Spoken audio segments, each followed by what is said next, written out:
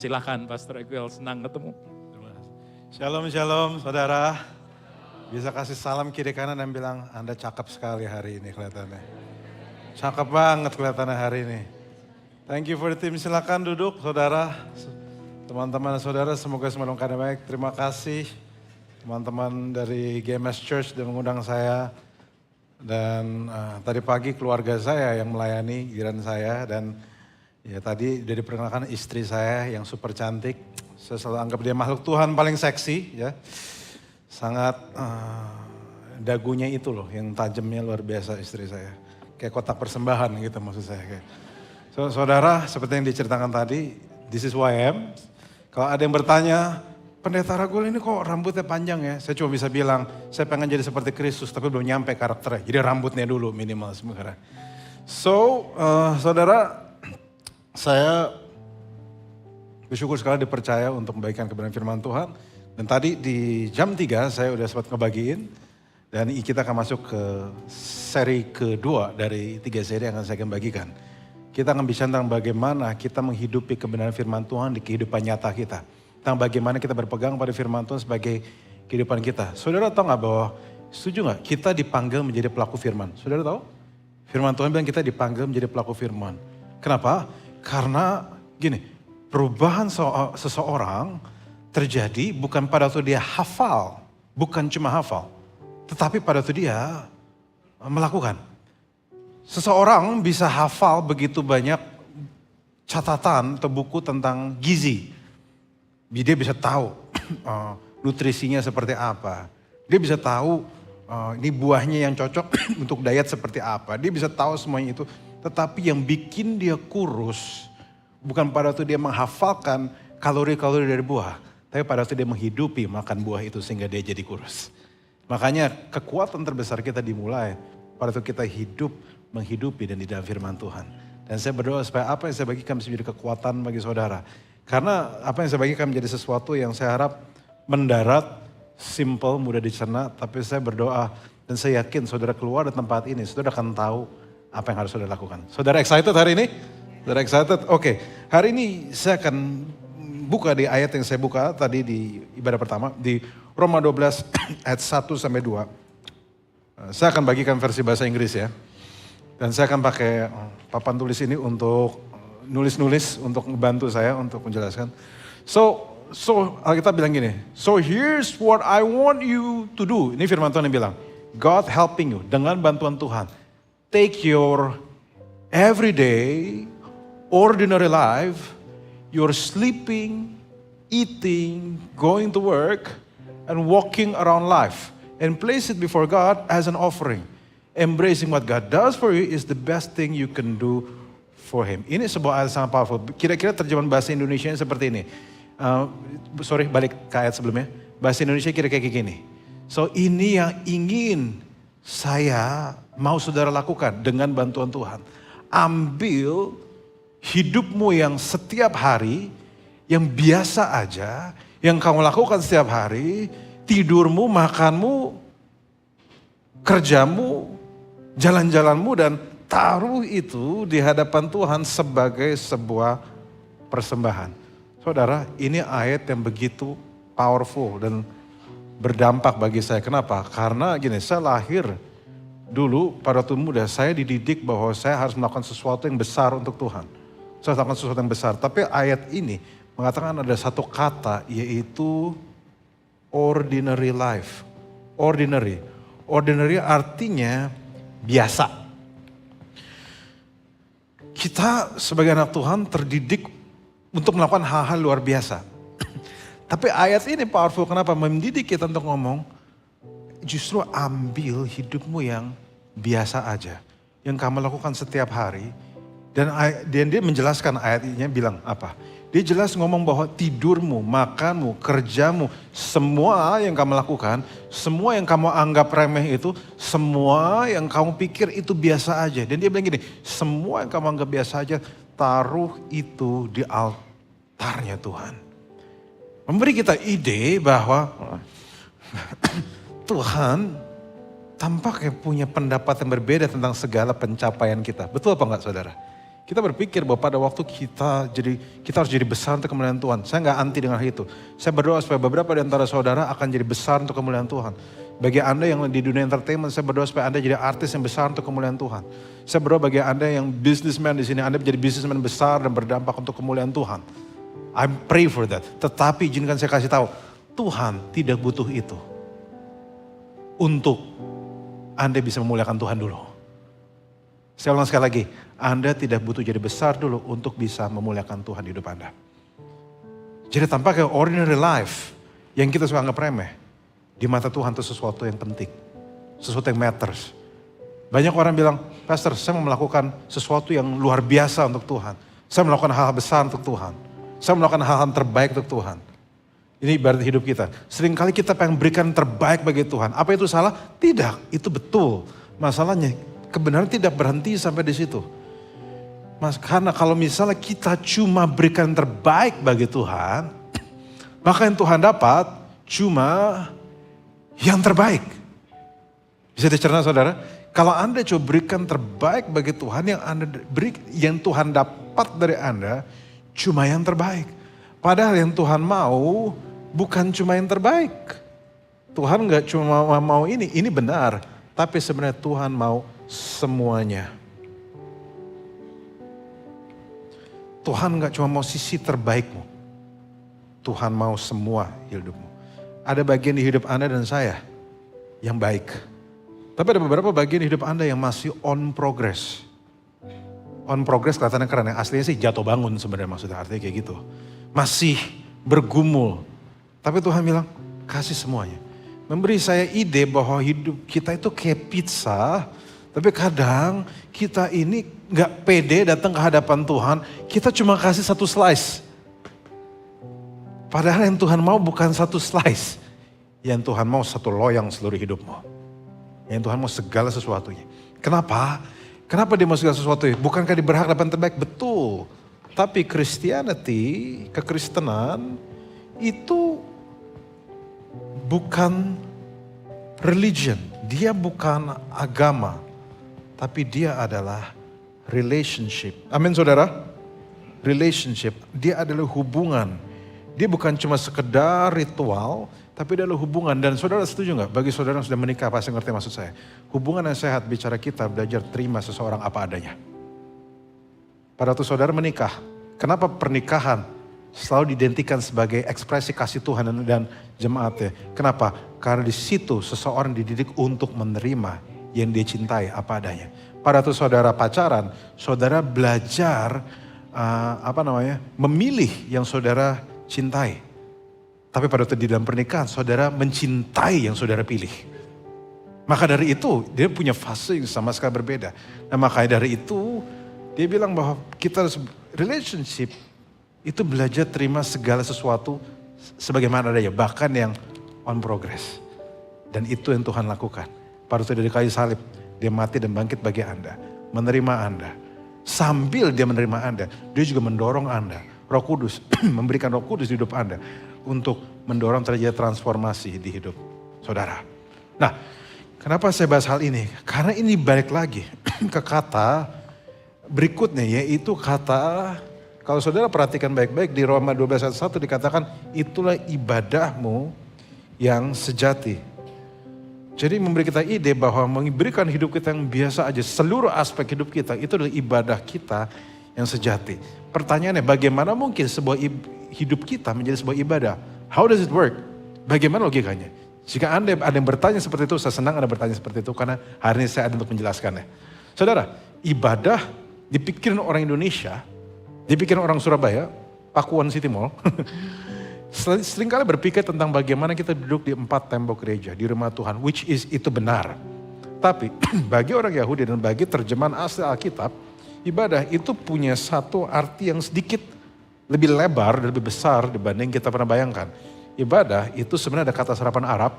Bahasa asli dari ibadah adalah avodah. Dan avodah itu punya 3 arti. Avodah punya 3 arti, yaitu worship, word, dan service. Worship, work, service. Saudara bisa bayangkan gak? Ternyata kata ibadah lebih dalam dari yang kita bayangkan. Ternyata kata ibadah lebih mendarat dari yang kita bayangkan. Kita berpikir ibadah adalah sesuatu yang sakral, spiritual, betul. Tetapi ibadah juga tidak sekadar melibatkan hal itu. Ibadah juga melibatkan hal-hal biasa yang kita lakukan setiap hari. Dan hari ini, di ibadah ini, kalau saudara mau, saudara, tadi jam 3 saya sudah membahas tentang yang pertama, yaitu worship. Dan hari ini, di ibadah yang kedua ini, saya ingin membahas tentang aspek kedua dari avoda, yaitu service atau pelayanan. Dan yang nanti yang ketiga, saya akan bahas tentang yang ketiga, yaitu work, yang paling jarang dibahas. So service, pelayanan. Jadi tanpa pelayanan itu juga termasuk ibadah.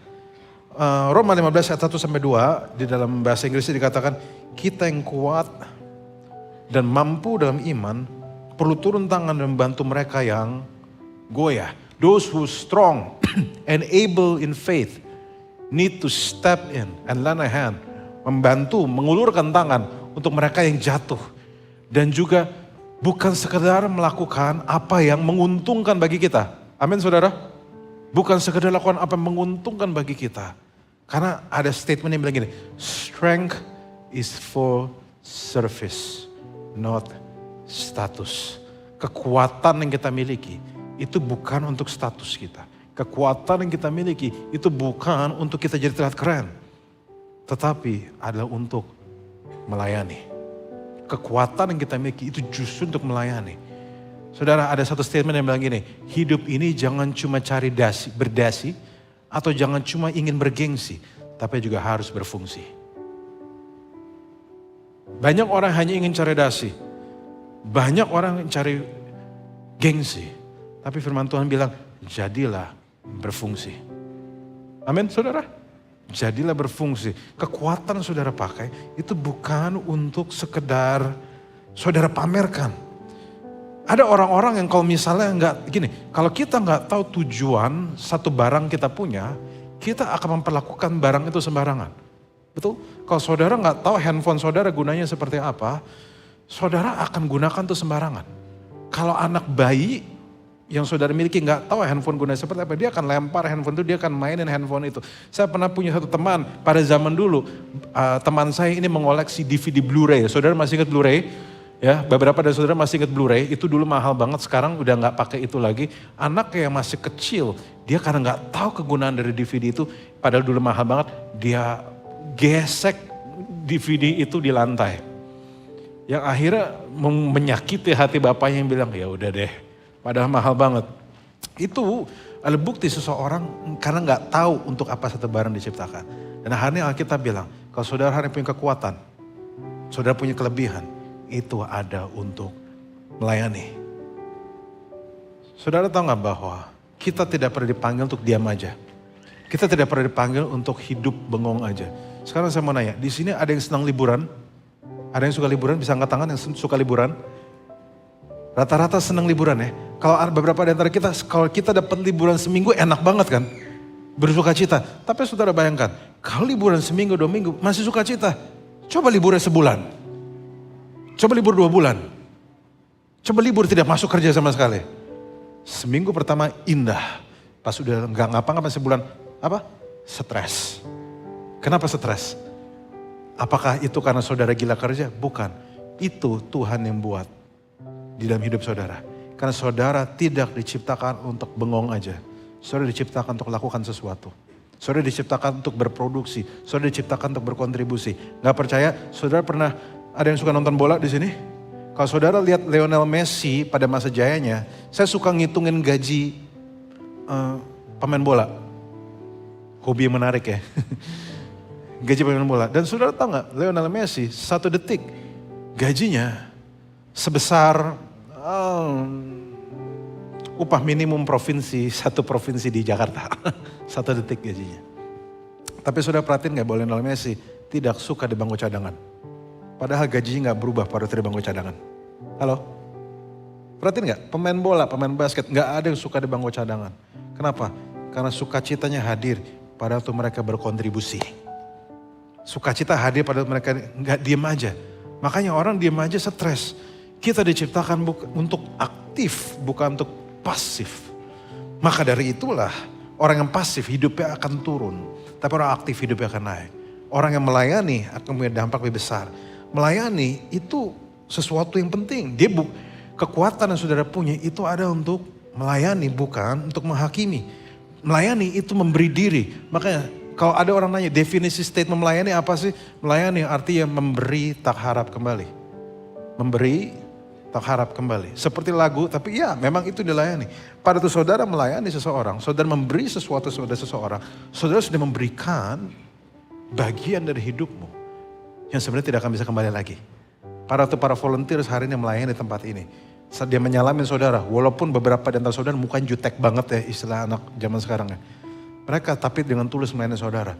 Melayani artinya apa? Mereka sedang memberikan sesuatu yang tidak akan kembali lagi. Yaitu apa? Waktu mereka. Jadi ada sesuatu yang tidak akan kembali lagi. Yang mereka serahkan pada Tuhan. Kenapa melayani penting? Melayani itu sesuatu yang powerful. Melayani itu dampaknya sangat besar. Melayani membuat saudara menjadi cepat seperti Kristus. Ada yang pengen seperti Kristus cepat-cepat? Belajarlah melayani. Kenapa? Karena Kristus datang bukan untuk dilayani, melainkan untuk melayani. Jadi artinya to serve is your training to become like Christ. Jadi maka hari ini saudara kita bisa menjadi Kristus pada kita belajar untuk melayani. Bahkan saudara tahu gak? Garam dan terang di Matius 5 dikatakan sebagai kita adalah garam dan kita adalah terang. Saudara tahu gak? Garam dan terang itu memberi dampak dengan cara memberikan dirinya.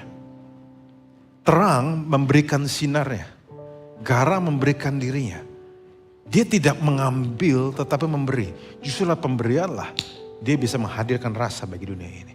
Dan kalau saudara ingat baik-baik saudara, garam itu tidak butuh banyak untuk bisa memberi rasa di satu sup. Betul apa enggak? Dan ini jadi satu pengertian bagi kita. Saudara sebenarnya di negara ini, saudara tidak perlu jadi mayoritas untuk memberi warna di negara ini. Gak ada yang amin ya sepertinya. Pengennya sih mayoritas pastor, iya saya juga mau kayak gitu. Cuma poin saya ada lagi nih. Kalau Tuhan ciptakan kita jadi garam, ini sebenarnya keuntungan bagi kita bahwa Anda gak perlu jumlahnya paling besar. Walaupun bersyukur kalau bisa besar, tapi walaupun jumlah kecil Anda tetap bisa memberi dampak. Through serving. Lewat melayani. Nah melayani itu bukan cuma di gereja. Di gereja tuh harus melayani saudara. Kenapa? Karena saudara akan bertemu begitu banyak orang yang ajaib-ajaib. Termasuk Anda di sini. Tapi tentu Anda tidak akan mengaku. Bukan gereja sini, masih banyak gereja yang lain. Oke. So, tapi poinnya adalah di sini kita dilatih menjadi seperti Kristus. Dan melayani bukan cuma di gereja. Tapi juga di rumah tangga. Dimanapun kita berada, kita harus punya hati untuk melayani. Saudara, saya mau kasih contoh. Saudara tahu gak bahwa orang tua saya itu hamba Tuhan? Orang tua saya hamba Tuhan dan saya dari kecil dibesarkan di lingkungan hamba Tuhan. Ayah saya seorang pengkhotbah dan pemuji, penyembah. Beliau seorang penyembah dan pemuji. Beliau sudah khotbah mungkin dari zaman beliau bertobat, terima Yesus sampai sekarang ribuan kali. Saudara tahu berapa khotbah yang saya ingat? Tidak ada satupun saya ingat. Saya gak ingat satupun yang khotbah beliau. Tapi ada satu yang saya ingat. Tahu apa? Pada waktu saya masih belum menikah. Saya masih tinggal sama orang tua saya. Setiap pagi ayah saya bikinin kopi untuk ibu dan adik saya. Itu yang saya ingat. Kenangan pelayanan itu yang saya ingat. Artinya apa? You have to open your mind. Bahkan bangkit beberapa dan saudara mungkin saudara yang melakukan hal besar untuk keluargamu. Tapi no, keluargamu justru belum tentu menginginkan hal itu. Kenangan seorang anak itu gak besar seperti yang Anda bayangkan. Anda mungkin pengen jadi jagoan, bagi para orang tua di sini pengen jadi jagoan, silakan. Tapi bukan itu yang anakmu lihat.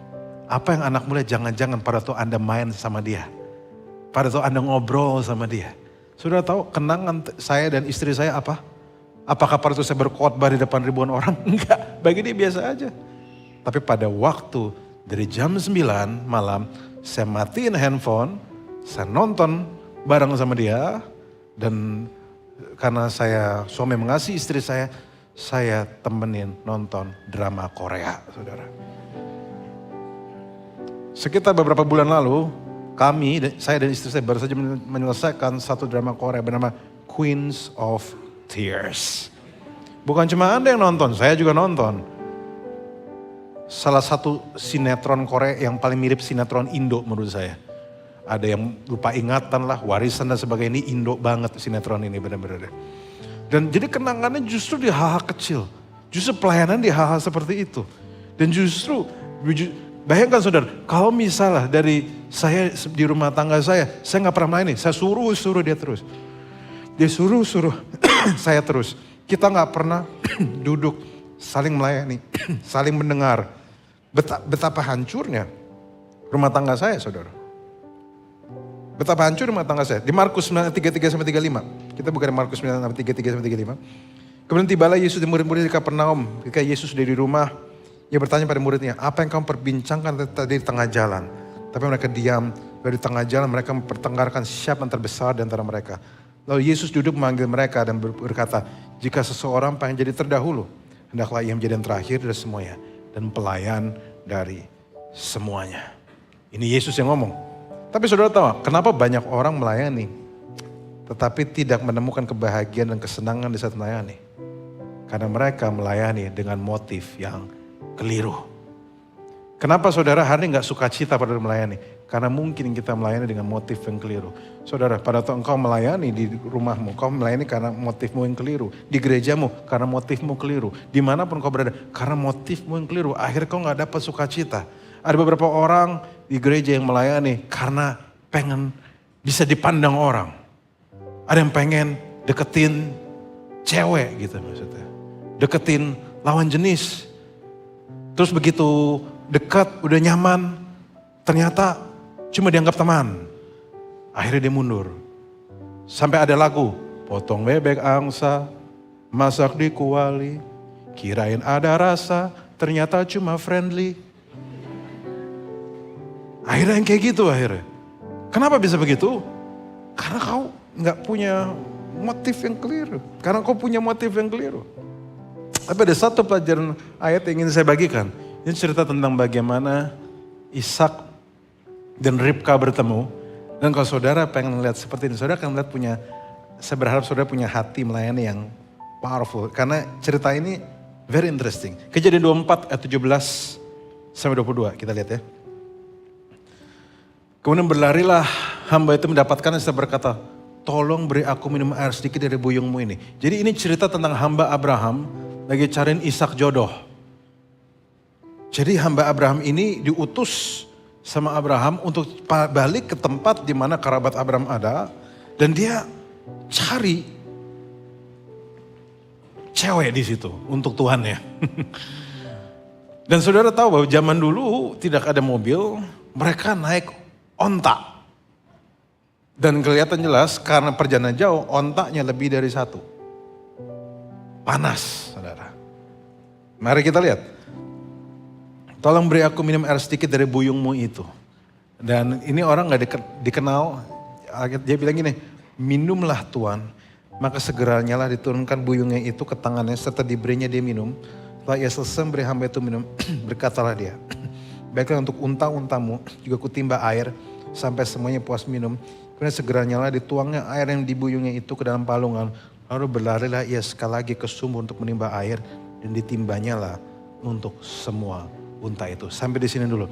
Saudara, saya selalu menyukai ini. Kenapa? Karena ini menunjukkan hati terbesar dalam melayani seperti apa.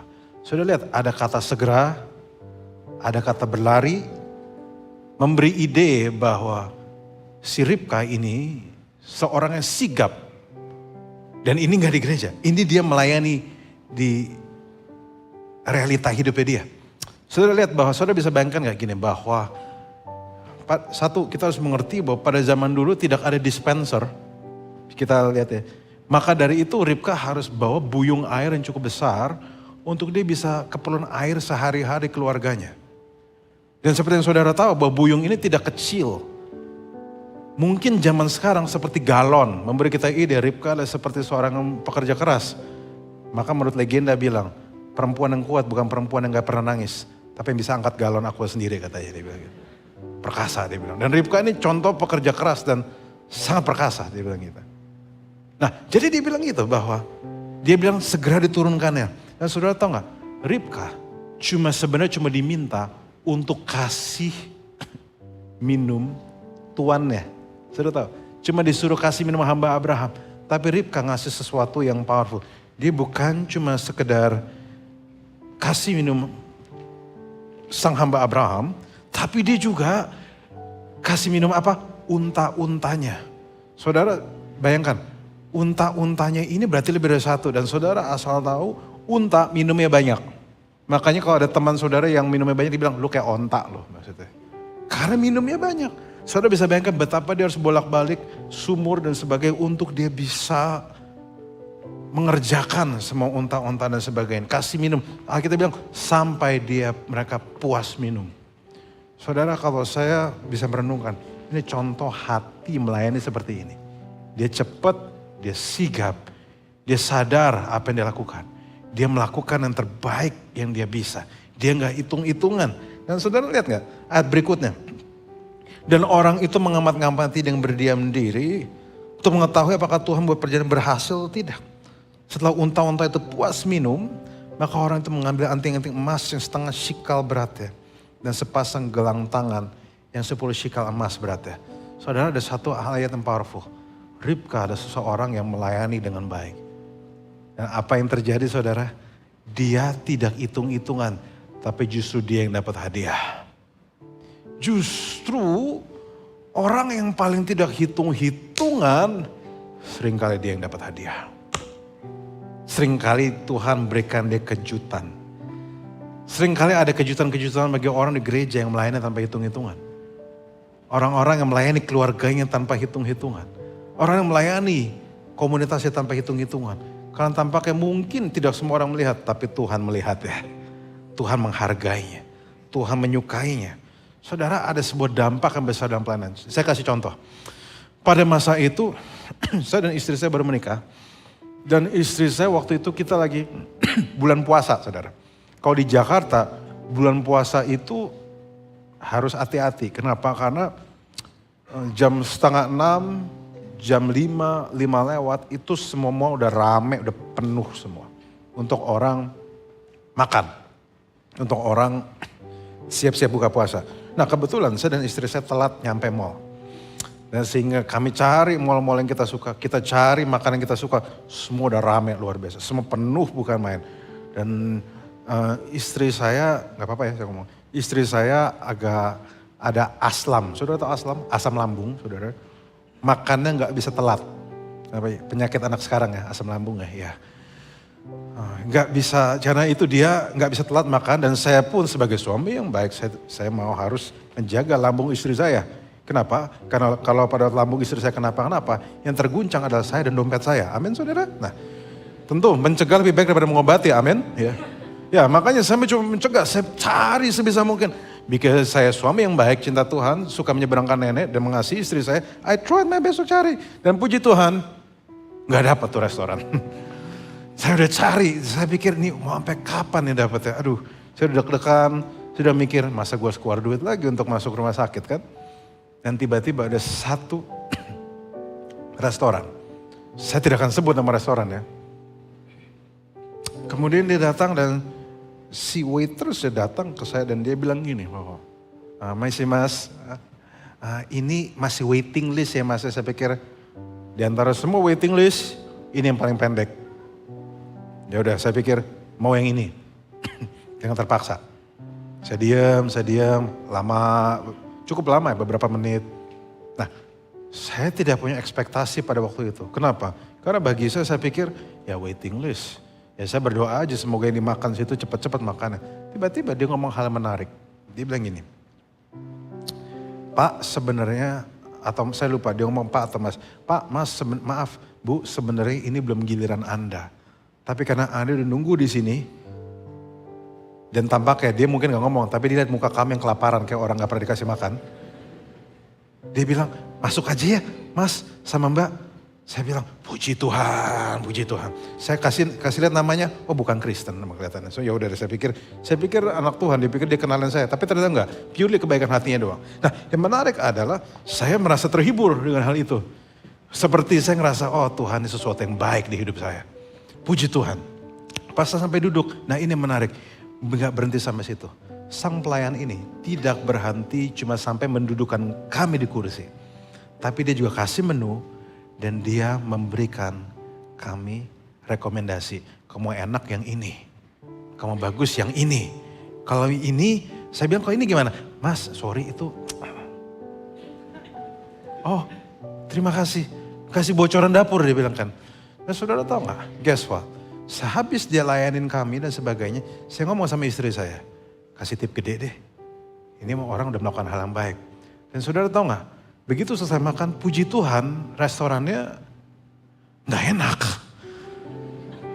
Gak enak sebenarnya jujur aja. Tapi apa tau gak enak? Bagaimana pelayan itu memperlakukan kami dan melayani kami. Saya ngomong sama istri saya. Kita kasih tip lebih besar. Dan saya terkagum dan diberkati dengan pelayanan dia. Saya berpikir kalau misalnya saya punya teman yang misalnya punya restoran yang lebih enak, yang lebih proper, saya kayak akan hijack orang ini dan saya bawa dia masuk ke situ. Karena dia melayani yang first class. Nah akhirnya saudara tahu, dia bukan anak Tuhan. Tapi bagaimana dia melayani, memberkati saya yang hamba Tuhan saudara. Nah artinya apa saudara? Poin saya kayak gini. Pelayanan punya kuasa besar mengubah dampak hidup seseorang. Waktu seseorang, saudara menyalamin orang. Mungkin mukanya gak selalu bagus. Tapi waktu saudara menyalamin dengan sepenuh hati. Kita gak pernah tahu ada sejahtera ilahi yang mungkin masuk ke hati dia. Waktu dia melihat senyum saudara yang seperti artis Korea itu. So poin saya adalah never underestimate pelayanan. Bahkan hal yang terkecil sekalipun. Jangan remeh hal yang gak terlihatan. Ada satu statement yang bilang gini. Pelayanan terbaik, gini-gini. Seni melayani itu, ini yang mungkin kalau sudah mau bawa pulang. Seni melayani ada tentang sukacita orang yang dilayani. Seni melayani ada tentang sukacita orang yang dilayani. Bukan tentang kita. Bukan tentang sukacita kita. Kenapa? Karena kita akan punya sukacitanya sendiri. Tetapi sejatinya setiap kita melayani, dimanapun Anda berada, it's all about orang yang kita layani. Saudara, dan ini dampaknya masalahnya besar. Bukan cuma di gereja, bukan cuma di keluarga. Tapi bagi sampai bisnis juga. Sampai perdagangan juga. Bagi saudara yang bisnis, orang businessman di sini, yang saya tahu beberapa ada di antara Anda. Saudara lupakah saudara bahwa bisnis is all about serving. It's all about service. Jadi mohon maaf, beberapa orang, teman-teman saya pengen, pastor saya pengen bikin bisnis, apa yang sesuai passion saya. Yang passion kamu apa? Bikin kopi, bijinya. Dan akhirnya dia bikin dan sebagainya. Saya cuma ngomong sama dia, saya menghargai passionmu, oke? Tapi saya bilang berkali-kali, saudara, uang itu tidak ada di balik passion. Uang itu adanya di balik problem. Saya ulang sekali lagi saudara ya. Bagi saudara yang pengen buka bisnis, yang pengen coba-coba, izinkan saya kasih tahu hal ini. Walau passion itu baik, uang itu tidak ada di balik passion. Uang ada di balik problem. Kalau saya mau kasih contoh, suatu saat ada taksi online, ojek online datang untuk menolong saya. Kenapa uang pindah dari tangan saya ke tangan dia? Karena dia selesaikan problem saya. So, ini hanyalah simple. Tetapi ini menjadi dampak besar bagaimana society kita sebagai anak Tuhan melayani. Avodah, kalau kita bisa menghidupi ini, saya berani yakin bahwa Surabaya, Jakarta, kota-kota besar akan dikuasai anak-anak Tuhan untuk kemuliaan Tuhan. Your business gonna be the biggest. Karena saudara tak sadar, even your business itu ada bukan untuk kesenanganmu, tetapi untuk melayani. Uangmu ada di balik problem. Semakin besar problem kamu solve, semakin besar pelayananmu menyelesaikan problem orang, semakin besar uang itu masuk ke kantongmu. Dan makanya Kolose 3 juga bilang, apapun kamu perbuat segenap hatimu, seolah untuk Tuhan, bukan untuk manusia. Jadi bagi saudara entrepreneur, mungkin pertanyaannya diganti gitu. Sorry saya agak miring sedikit sini. Bukan pertanyaannya apa yang saya suka, tapi pertanyaannya problem siapa yang bisa saya selesaikan hari ini. Berangkatnya dari situ. Dan juga jangan khawatir kalau misalnya saudara pelayanan gak terlihat. Saudara tahu gak? Di dalam konsep melayani dimanapun Anda berada, ada satu prinsip yang kita perlu pegang. Tak terlihat bukan berarti tidak penting. Tak terlihat bukan berarti tidak penting. Mungkin pasti bisa kasih salam kiri kanan, tak terlihat bukan berarti tidak penting. Ada begitu banyak elemen di dalam kehidupan kita yang gak kelihatan tapi penting. Saudara tahu bagian tubuh terpenting di hidupmu itu gak kelihatan.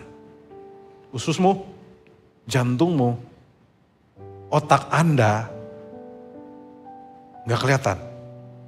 Tapi ada kan? Ya, just asking. Tapi gak hanya tidak kelihatan gitu maksudnya. Tapi bukan berarti tidak terlihat. Artinya apa? Firman Tuhan bilang bahwa kita ini perlu menghargai hal-hal yang tidak terlihat. Sudah tahu, gereja ini ada bukan cuma karena tim musiknya yang sudah atau tim praise and worship yang sudah melakukan hal-hal yang baik, sudah lompat-lompat, udah nyanyi sukacita satu sama lain. Tapi tempatnya juga ada karena ada orang-orang tidak terlihat yang di belakang layar yang mengatur segala sesuatu untuk bisa berjalan dengan baik. Sudah tahu, sekeren apapun pemain musik ya, kalau sound engineer-nya nggak melakukan tugasnya dengan baik, tetap aja berantakan juga. Sound engineer nggak kelihatan, orang multimedia nggak kelihatan. Tapi saudara hari ini hadir karena pelayanan mereka. Khotbah saya lebih mudah dicerna karena mereka fokus dengan melayani mereka. Bayangkan kalau mereka ngambek-ngambekan gitu, nggak kelihatan catatannya. Saudara akan lebih sulit mencerna saya. Dan bayangkan, suatu saat saya punya satu teman pemain band. Dan dia pernah pemain band yang keren sekali. Dan dia cerita tentang bagaimana suatu saat bandnya dia performnya jelek. Pas saya tanya kenapa jelek?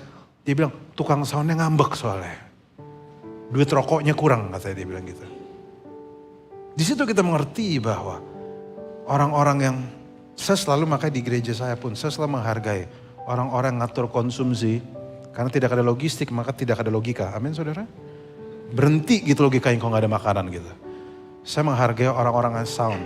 Saya menghargai orang-orang yang ngurus multimedia.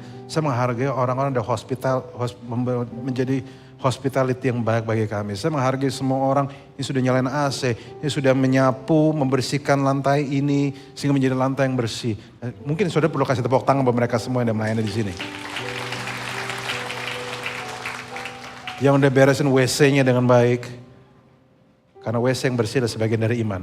Ayatnya di mana pastor? Ya nggak ada sih, saya cuma ngarang aja sih kalau yang itu misalnya. Dan poin saya adalah mungkin kesannya tidak kelihatan, tapi bukan berarti itu tidak penting. Saudara tahu nggak bahwa ada cerita tentang, saya udah mau selesai. Ada cerita tentang, saudara ingat cerita tentang Zakheus? Zakheus adalah orang yang pendek, kecil, dibenci. Jadi udah pendek, kaya, kecil, dibenci, hidup lagi gini orang kayak gitu. Nggak tahu nih manusia dari mana. Tapi kaya.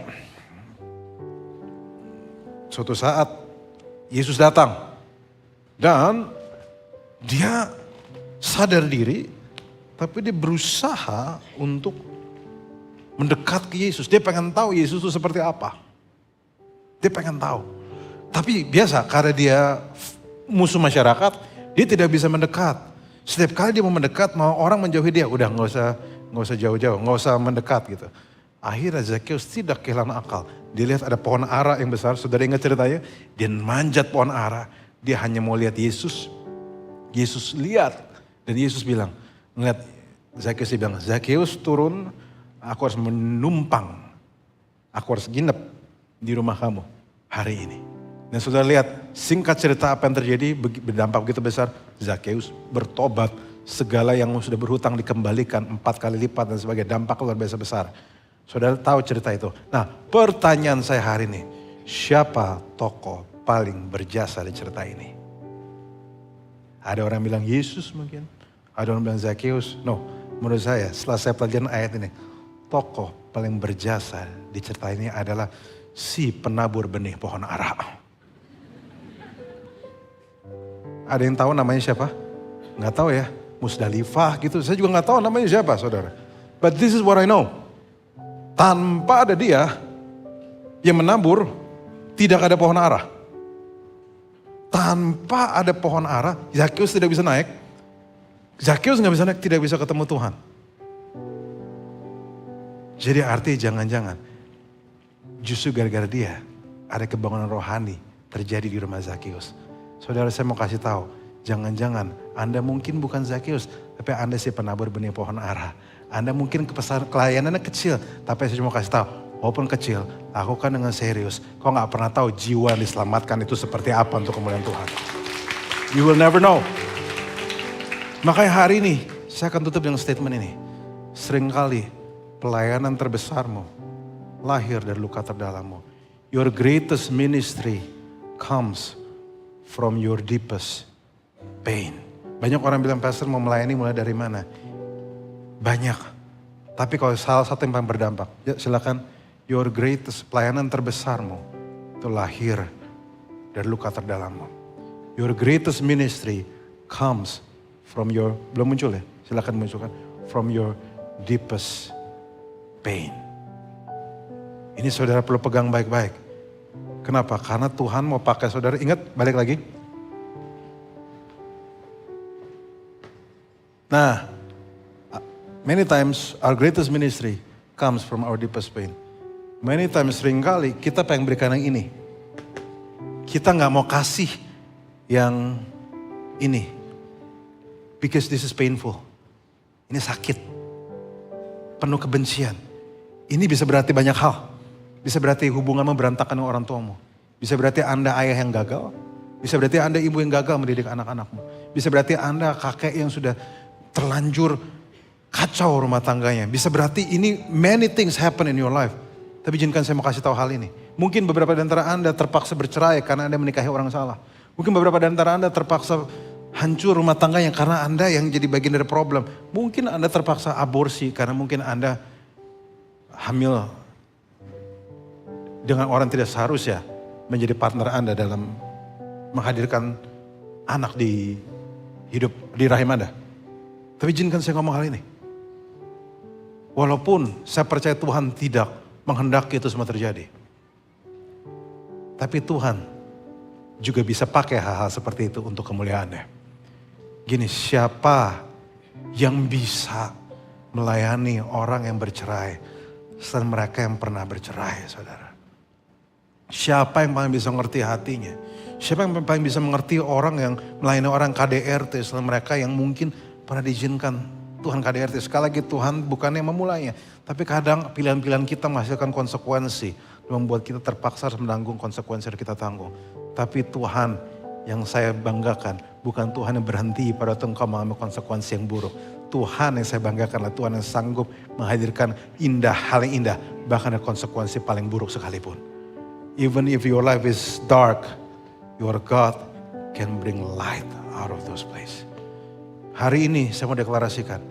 Mungkin bagi Anda yang pernah hidupnya broken, Anda yang pernah bercerai, pernah aborsi, stres, kena mental, pelayananmu belum selesai, hidupmu belum selesai. Semua luka yang Anda pakai bisa jadi bekas luka yang Anda pakai untuk melayani orang lain. Dan bekas luka itu juga adalah sebuah contoh bahwa Tuhan belum selesai dengan Anda. Tuhan sanggup menolong Anda. Dan jika Tuhan sanggup menolong Anda, Tuhan pun akan sanggup menolong teman-teman Anda yang pernah mengalami hal serupa seperti Anda. So in every single season, never forget, Tuhan belum selesai dengan Anda. Saya akan tutup dengan statement ini. Apa ini avoda? Avoda adalah angkat tangan sembah Tuhan, turun tangan bekerja, ringan tangan melayani, ringan tangan membantu sesama. Bangunlah kehidupanmu. Bangunlah, angkatlah tanganmu untuk Tuhan. Bekerjalah, bangunlah rumah Tuhan. Tapi habis itu jangan lupa turun tangan untuk bekerja untuk kemuliaan Tuhan. Dan jangan lupa juga ringan tangan untuk membantu pekerjaan Tuhan. Membantu sesama, membangun sesuatu yang penting. Dan jangan pernah lupa bahwa lukamu Tuhan itu belum selesai. God can use your pain. Sudah terlanjur luka, jangan disia-siain. Jangan sia-siakan lukamu. Gunakan itu untuk menjadi bagian dari pekerjaan Tuhan. Terima kasih, Tuhan berkati semua. God bless you. Saya undang kita sama bagian berdiri. Saya undang worship leader saya, Aldit, untuk nyanyikan satu lagu yang saudara mungkin udah tahu. Biar sambil saudara mendengar khotbah ini, saudara menyadari bahwa Tuhan belum selesai dengan Anda. God loves you so much. Tuhan mengasihi Anda. bahwa Tuhan mau selesai. Dia penuh kasih terhadap Anda.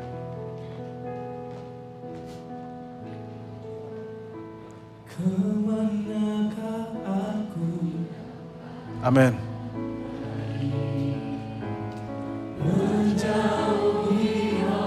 Siapa yang percaya hari ini?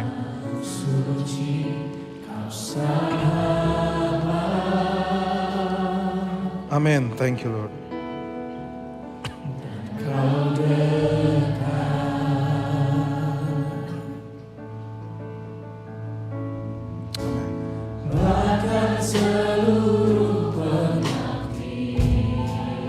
Membalas kesetiaan-Mu, bisa membalas kesetiaan. Katakan sungguh mulia, dan berharga. Angkat suaramu, angkat hatimu, katakan sama-sama. Sing. Sungguh besar pengorbananmu bagiku, terlalu dalam untuk dimengerti. Sungguh besar,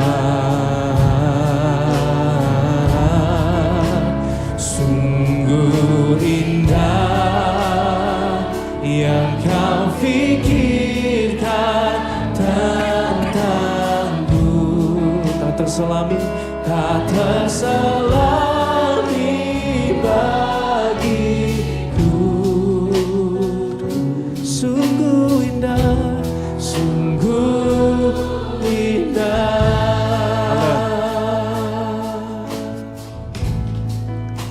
Katakan sama-sama yuk. Terima kasih Tuhan. Kami gak bisa lari dari Engkau. Takkan bisa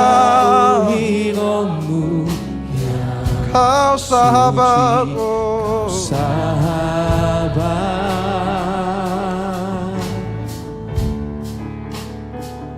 dan Kau dekat. Oh, bahkan seluruh Amin. membalas kasih setia-Mu.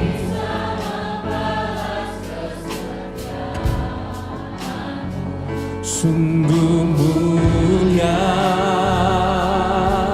dan berharga, dan berharga. Angkat suaramu. Dia hadir di sini. Angkat hatimu. Katakan sama-sama.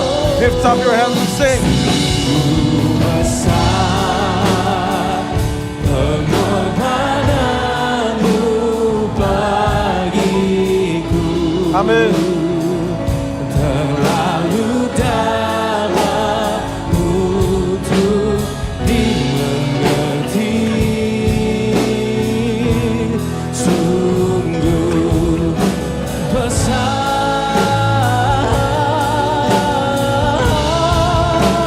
sungguh indah yang Kau pikirkan tentangku. Tak terselami bagiku. Oh, sungguh indah. Amin. Sungguh besar. Inilah. Sungguh besar. Inilah siapa dirimu. Tunjukkan siapa dirimu di hadapan Dia. Thank you Lord. Terlalu dalam untuk dimengerti. Sungguh besar,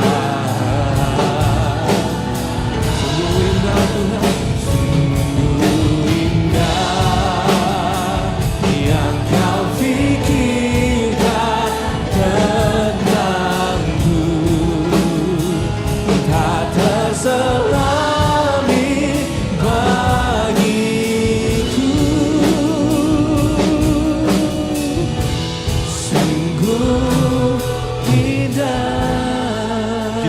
saya berdoa bagi saudara, bagi di antara saudara yang mengalami banyak luka di dalam kehidupanmu. Mungkin kau nggak lahir dari keluarga yang baik, kau mengalami situasi-situasi yang kau nggak pernah bayangkan. Dan maybe kau merasa bahwa rasanya hidupmu tuh menderita. Atau kau mungkin lagi dalam keadaan-keadaan tersesak, keadaan terdesak, kau gak pernah bayangkan. Izinkan saya menghadirkan pengharapan di hati saudara. Tuhan belum selesai dengan saudara. Your pain can be used for the glory of God. Lukamu bisa dipakai untuk kemuliaan Tuhan. Tapi hari ini bangunlah hidupmu di atas satu fondasi itu, kasih Tuhan tidak akan berhenti bagimu. Kasih Tuhan selalu baru, kasih Tuhan selalu menyegarkanmu, selalu kuat, yang selalu tidak menyerah terhadapmu. Bangunin dari situ. Bagi saudara mungkin yang ngerasa seperti itu, mungkin kau bisa taruh tangan kananmu di dada. Maybe it's you, kau bisa taruh tangan kamu di dada dan ngomong sama Tuhan bahwa Tuhan saya gak ngerti apa, tapi kok if my pain, kalau luka saya bisa dipakai untuk memuliakan Tuhan, saya mau berikan ini. Rugi Tuhan. Saya cuma mendam kebencian, kemarahan. Saya melepaskan ini dan saya mau pakai ini untuk menolong orang Tuhan. Terima kasih Tuhan. Puji Tuhan. Ada beberapa tangan terangkat di tangan kanannya dia. Puji Tuhan. Kau gak usah lihat kiri kananmu. Puji Tuhan, puji Tuhan. Dan biarlah sampai di sini inilah waktumu dengan Tuhan.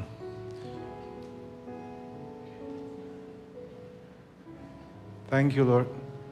Biar ada damai sejahtera yang hadir di setiap hati di antara anak-anakmu. Biar kalau ada yang penuh kebencian, biar ada pengampunan yang hadir. Sungguh besar. Thank you Lord, thank you Lord. Amin. Pengorbananmu bagi Terlalu dalam Tuhan. untuk dimengerti, sungguh besar. Sekali lagi angkat kedua tangan kita, katakan. Sungguh indah yang kau pikirkan tentangku, tak terselami bagiku. Sungguh indah, sungguh indah.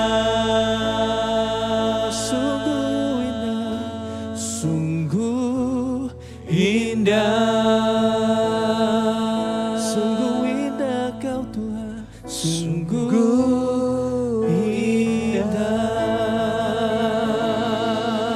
Mari beri kemuliaan buat Tuhan. Haleluya, haleluya. Tuhan, kami mau meteraikan firman-Mu. Biarlah itu ada di dalam hati kami. Jika ada dalam diri kami memandang selama ini kelemahan kami adalah kunci mati.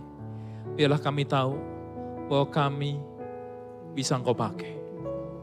Jika selama ini kami selalu berpikir bahwa kelemahan kami membebani kaki kami sehingga kami tidak bisa maju menjadi berkat bagi orang lain. Biarlah sore hari ini kami tahu, asal kami menghadap-Mu, berada di hadirat-Mu untuk mendapatkan pemulihan itu, Tuhan Engkau bisa memakai kami. Mau berdoa untuk setiap jemaat-Mu di tempat ini. Biarlah Engkau berbicara lebih lagi atas setiap mereka. Ketika mereka ada di rumah, ketika mereka ada di tempat tidur, di mobil, atau dimanapun mereka berada. Tuhan, biarlah Engkau berbicara pada setiap kami. Dan kami tak mau jauh-jauh dari-Mu. Kami mau terus dekat-dekatan. Dan Tuhan, pakailah hidup kami. Karena itu jauh lebih indah daripada ketika kami mengikuti dunia. Terima kasih. Kami mau meteraikan firman-Mu dengan sukacita. Dan biarlah setiap kita yang bersukacita, yang happy karena Tuhan mengasihi menerima kita apa adanya. Kita sama-sama katakan, amin. Haleluya. Wow, Bapak Ibu sukacita.